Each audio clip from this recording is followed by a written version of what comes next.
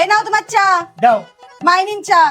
একই বৌমা, তোমাকে বললাম আমার জন্য কফি করে আনতে আর তুমি চা নিয়ে এলে। গ্যাস কম আছে তাই শুধু চা করে আনলাম। গ্যাস কম আছে মানে?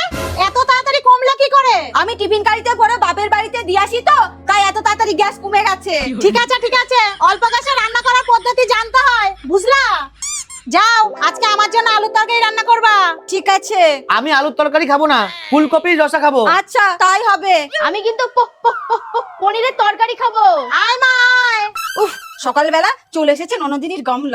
কি বললা বৌমা? কিছু না, আমি রান্না করতে গেলাম। বৌদি, আমার রান্নাটা যেন ভালো হয়।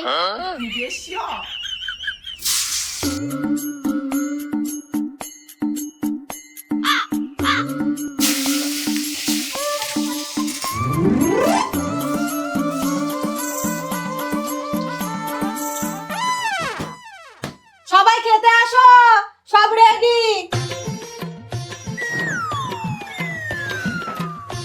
আমার ফুলকপির রসাটা দাও। দিচ্ছি গো দিচ্ছি।